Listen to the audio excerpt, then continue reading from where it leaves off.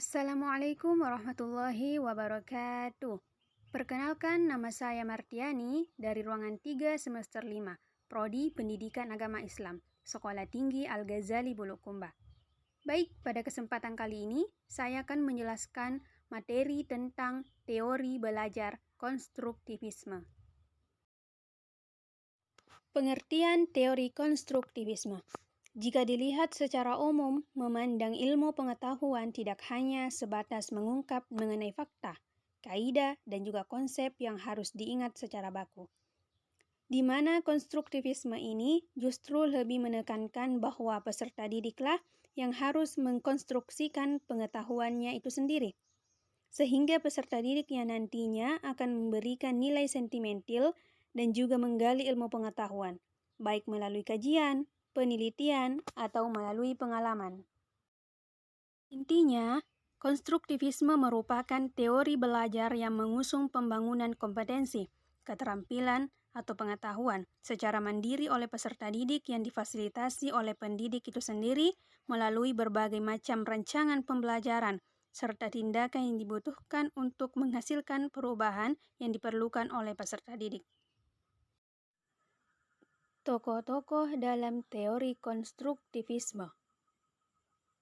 Yang pertama, Jean Piaget.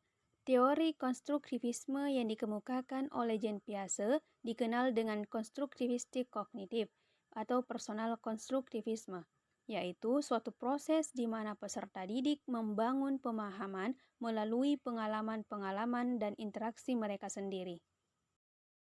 Yang kedua, Vygotsky. Teori belajar Vygotsky menekankan pada sosial kultural, yakni pembelajaran yang dipengaruhi oleh lingkungan sosial di sekitarnya. Tujuan teori konstruktivisme.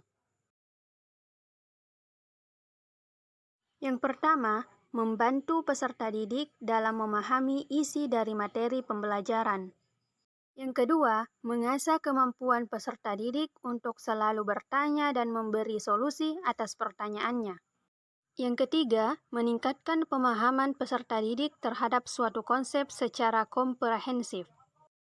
Yang keempat, mendorong peserta didik untuk menjadi pemikir aktif. Cara belajar teori konstruktivisme. Tahap pertama, yaitu guru harus bisa memancing peserta didik tentang suatu pokok bahasan atau konsep, misalnya dengan memberikan sejumlah pertanyaan. Tahap kedua, guru meminta peserta didik untuk mencari solusi atau menyelidiki konsep yang telah dipaparkan di tahap pertama. Tahap ketiga, peserta didik diminta untuk memberikan pemaparan tentang konsep yang dirumuskan berdasarkan pengetahuan yang telah diperolehnya. Tahap keempat, untuk mengoptimalkan ketiga tahap sebelumnya, guru bisa mengkondisikan suasana belajar di kelas menjadi lebih hangat, santun, dan penuh wibawa.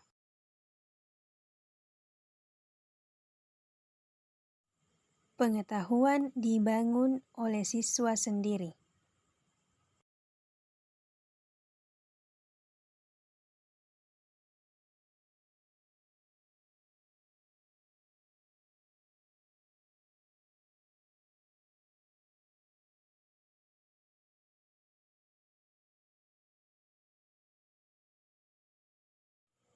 Guru sebagai fasilitator sehingga proses konstruksi oleh siswa berjalan dengan baik.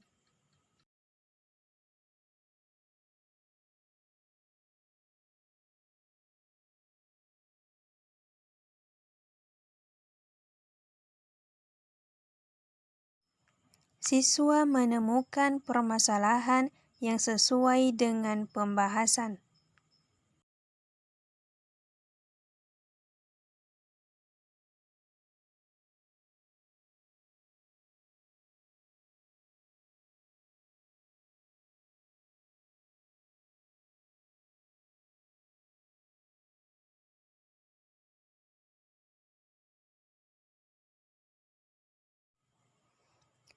Mengapresiasi pendapat siswa.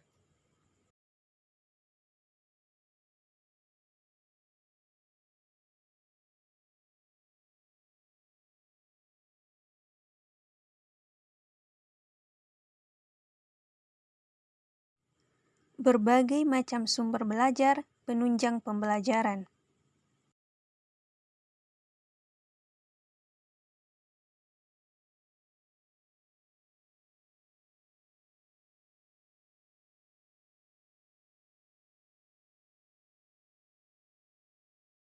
Teori konstruktivisme menyatakan bahwa siswa harus menemukan sendiri pengetahuannya. Satu prinsip yang paling penting dalam teori konstruktivisme adalah bahwa guru tidak hanya sekedar memberikan pengetahuan kepada siswa. Siswa harus membangun sendiri pengetahuan yang ada di benaknya.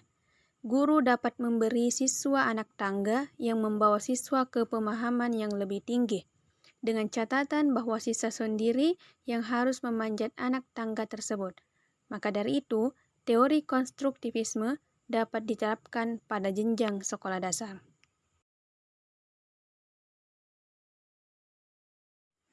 Terima kasih. Wassalamualaikum warahmatullahi wabarakatuh.